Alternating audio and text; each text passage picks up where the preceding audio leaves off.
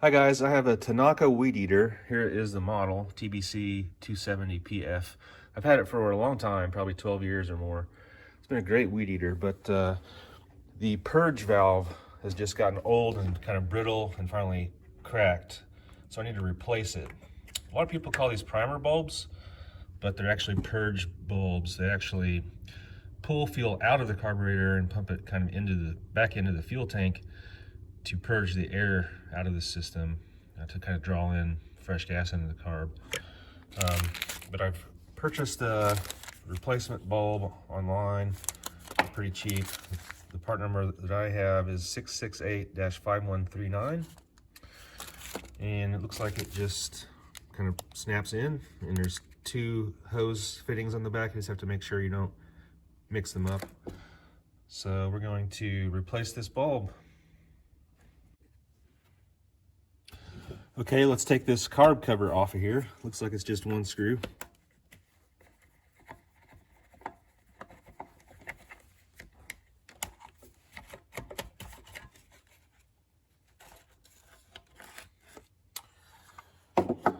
Okay.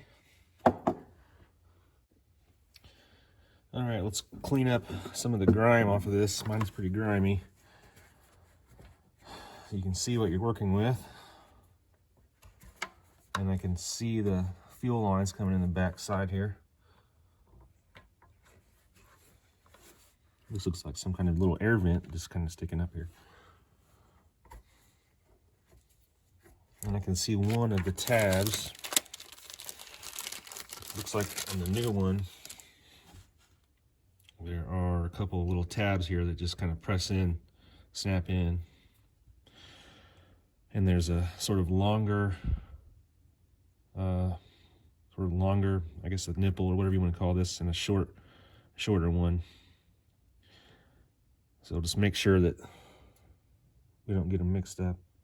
And the shorter one says in, so that's the fuel coming in, which again, a purge valve pulls fuel in from the carburetor back to the fuel tank, so it's different than a primer bulb. So the in line should be the one coming from the carb, and the exit line should be the one going back to the tank, the longer one.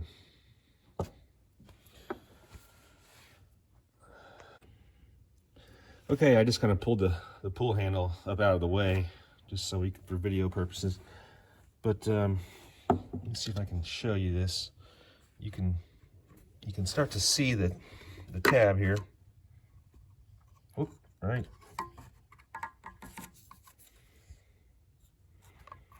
Right there. See that tab? So I'm just going to press in on that tab, and this little bulb should theoretically pull out of there. You can see the hoses back here too. If the hoses are long enough, they'll just allow that bulb to pull out just a little bit, which is all we need.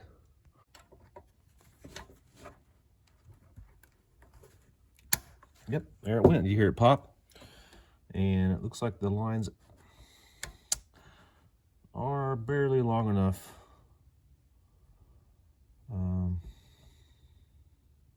But they are tight. So as soon as I pop them off, I'm afraid they'll pull back in there pretty hard. It'll be hard to find. So make sure that you keep track of which one is which here.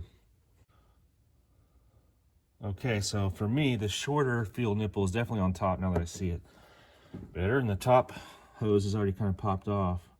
So I'm going to try to grab this before it escapes me on the bottom hose with some small pliers. Okay, and I've got it off. It's a new one. Try to get it on there.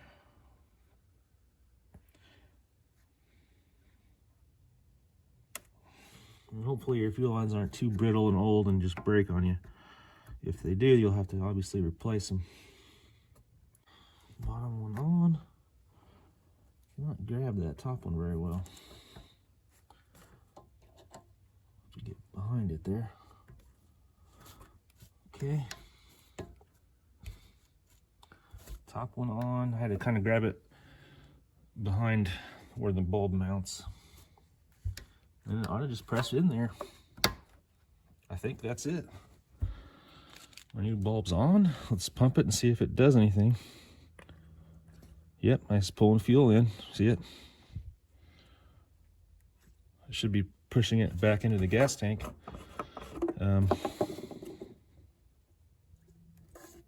Yep, you can kind of see it down in the gas tank. See some ripples of fuel.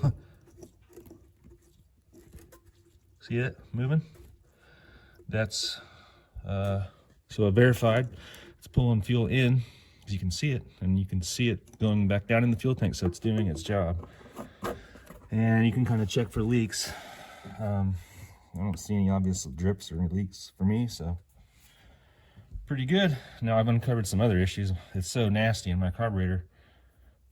I need to do a little cleaning, let's say, and I don't know if this is the first time I've had this weed eater apart, and I bought it used a long time ago.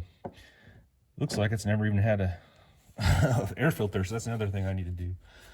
But I barely use it, just for light work around the house. So now we'll just clean up your cover and the mating areas there and put it back together. It's just the one screw.